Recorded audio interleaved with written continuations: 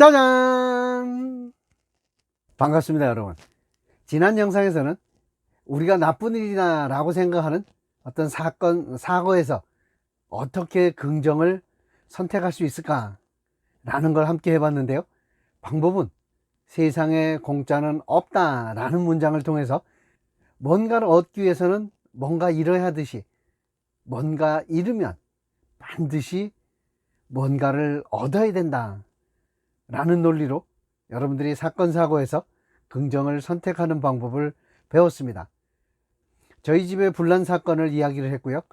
서울대학교 지구환경과학부의 이상묵 교수의 자동차 사고로 인한 전신마비 이야기를 했고요. 실명을 했던 강용우 박사의 이야기를 드렸습니다. 오늘은 사건 사고가 아니라 우리가 나쁘다고 생각하는 환경이나 상황, 그런 나쁜 환경 상황에서도 정말 좋은 일이라고 할 수 있는지, 즐거울 수 있는지, 뭔가 얻을 수 있는지, 그런 얘기를 여러분과 함께 하도록 하겠습니다. 여러분은 어떤 사람이 가난하고 몸까지 허약하고 그런데다가 배우지도 못했다면 그런 사람에 대해서 여러분은 뭐라고 얘기하실까요? 팍복하다고 얘기를 할 수 있을 겁니다. 지질이 복도 없다는 거죠.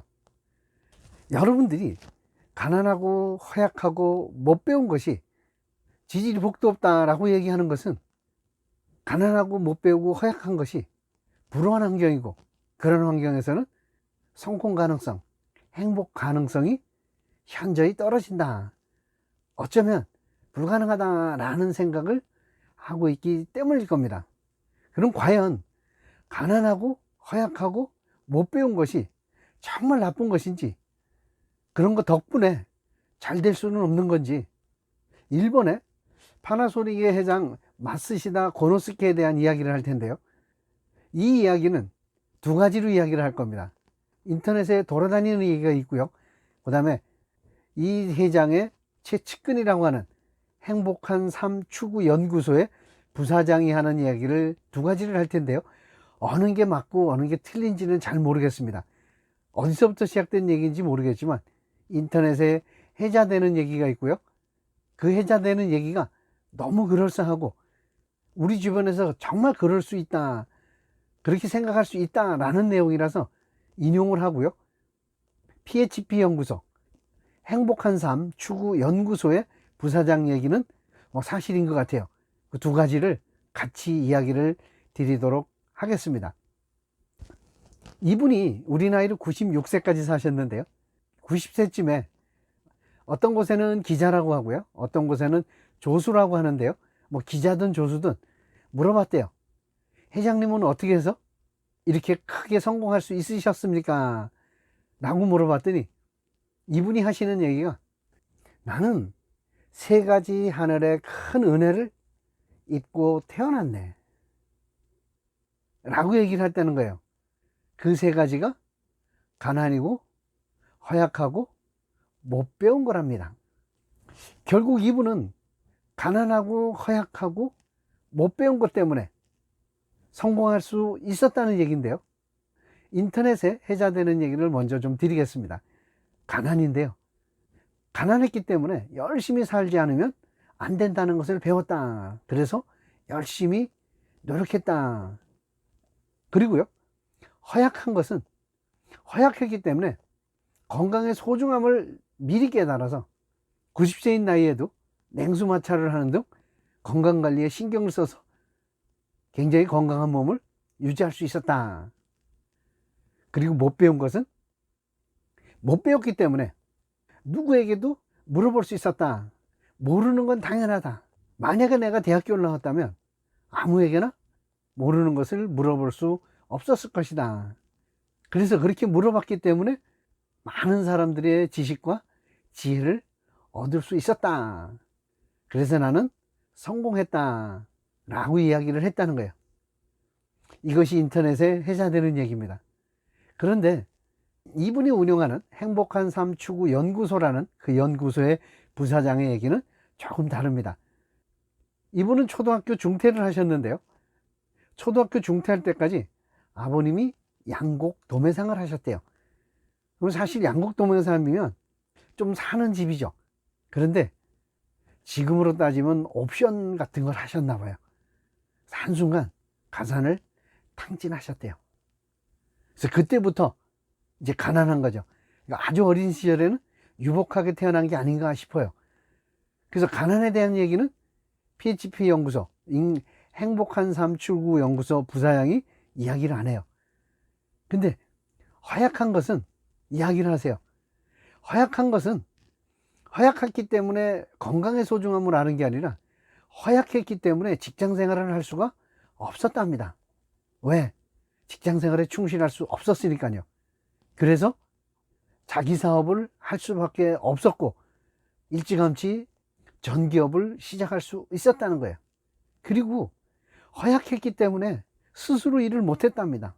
전부 남한테 일을 맡겼다는 거죠. 자기가 혼자 했으면 그렇게 성공할 수 없었다는 거예요. 못 배웠다는 얘기는 인터넷에 회자되는 얘기하고 같은 얘기가 나오더라고요. 그런데 인터뷰가 끝나고 나서 이런 얘기를 하면서 마무리를 합니다.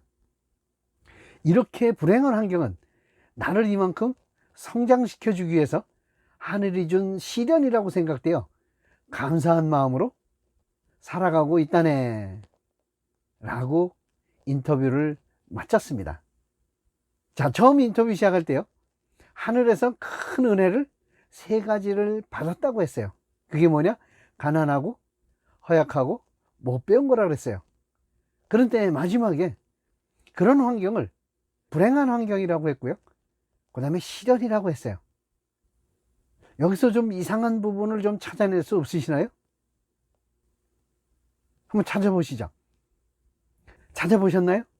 찾을 수 있으셨나요?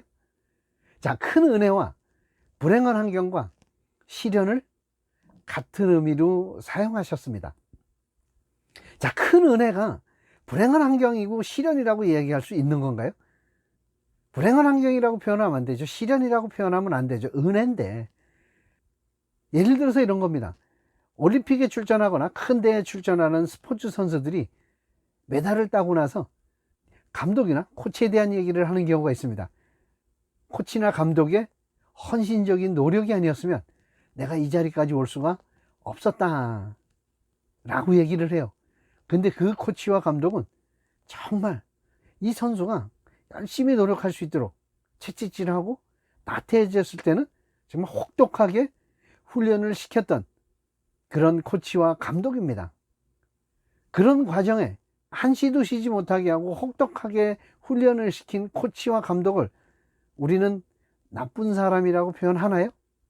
무언가를 이루기 위해서 반드시 그것을 이루기 위해 필요한 부분이었기 때문에 우리는 그것을 나쁘다라고 표현하지 않아요. 코치나 감독한테 정말 감사한 마음을 느낍니다. 큰 은혜를 느낍니다. 그 사람은 나쁜 사람입니다. 나쁜 사람이었지만 저를 이렇게까지 키워줬습니다 라고 표현을 안 하죠. 그래서 은혜와 불행한 환경과 시련은 같은 의미가 될 수 없는데 우리는 너무 자연스럽게 받아들여요. 왜냐? 그렇게 배운 겁니다. 가난하고 못 배우고 허약한 건 일단 나쁜 거예요. 그게 은혜든 그걸로 인해서 아무리 잘 됐더라도 그 자체는 나쁜 거라고 이미 못을 딱 박아놨기 때문에 은혜라고 표현해도 그 다음에는 불행한 환경이고 시련이라고 이야기를 하는 겁니다. 우리가 이렇게 잘못 배운 겁니다. 제가 세상에 공짜는 없다라는 얘기를, 뭔가를 얻기 위해서는 반드시 잃어야 되고 뭔가를 잃었다면 반드시 얻어야 된다. 얻는 것은 즐거움이고 좋은 일이고 잃는 것은 괴로움이고 나쁜 일이니까 얻는 것은 괴로움이고 나쁜 일이고 잃는 것은 즐거움이고 좋은 일이다. 같은 것에 같은 상황에 다른 일입니다. 그러니까 어떻게 불러도 아무 문제가 없다. 어떻게 불러도 되는 거다. 전신마비가 돼도 야 좋은 일이다 라고 할 수 있는 거고요, 실명을 해도 야 즐겁다 라고 이야기해도 틀리는 게 아니라는 거죠. 근데 우리는 단지 그렇게 배우지 못했다는 겁니다. 그래서 여러분들에게 제가 정확하게 분석을 해 드리는 겁니다. 이렇게 사건이든 사고든 어떤 환경이든 그 자체가 나쁘고 잘못된 건 존재하지 않습니다. 그 사건, 그 사고에 대해서, 그 환경에 대해서, 내가 처한 상황에 대해서 어떻게 해석하고 어떻게 활용하느냐에 따라서 그건 좋은 일이 될 수도 있고 나쁜 일이 될 수도 있다는 겁니다. 여기서 여러분들에게 한 가지 중요한 점을 말씀을 드리겠습니다. 우리가 시련이라고 얘기하는 것, 불행하다고 하는 것은 그 자체는 아니고요. 그러니까 극복해야 되는 게 아니라 그냥 활용해야 되는 겁니다.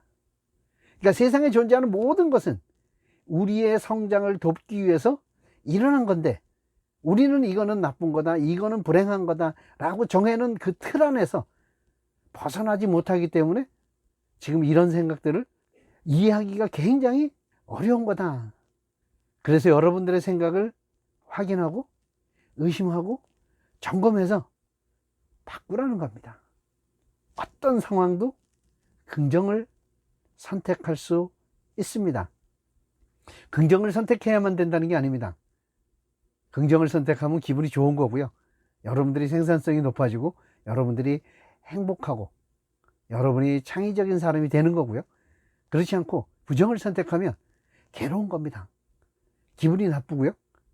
여러분이 어떤 것을 선택하느냐에 따라서 그냥 그렇게 되는 겁니다. 근데 여러분들이 지금 이 영상을 본다는 얘기는 스트레스 없이 살고 싶고 행복하고 싶기 때문에 긍정을 선택하는 방법을, 비법을 여러분에게 지금 말씀드리는 겁니다. 제 얘기 허투루 듣지 마시고요. 곰곰이 여러분의 생각, 여러분의 상황, 여러분이 겪었던 사건, 사고를 가지고 정말 거기서 내가 무엇을 배울 수 있는지, 어떤 교훈이 있는지, 그 당시에 어떻게 해결을 했어야 되는지, 그 이후에 어떻게 해결해서 좋은 일로 승화됐는지 여러분들이 점검을 해보시기 바라겠습니다. 우리는 지금까지 내가 특별히 뭔가를 얻기 위한 것이 아닌데 그냥 잃었을 때, 어떻게 그럴 때 긍정을 선택할 수 있는가 라는 이야기를 드렸습니다. 다음 영상에서는 무언가를 얻는 것을 목적으로 하지 않았는데, 또는 아주 작은 노력을 했는데 크게 얻었을 때는 그 얻은 것에 상응하는 뭔가를 잃어야 된다. 그게 세상에 공짜는 없다는 말이다 라는 이야기를 함께 하도록 하겠습니다. 다음 영상 기대하셔도 좋고요. 다음 영상에서 뵙겠습니다. 굿바이 스트레스!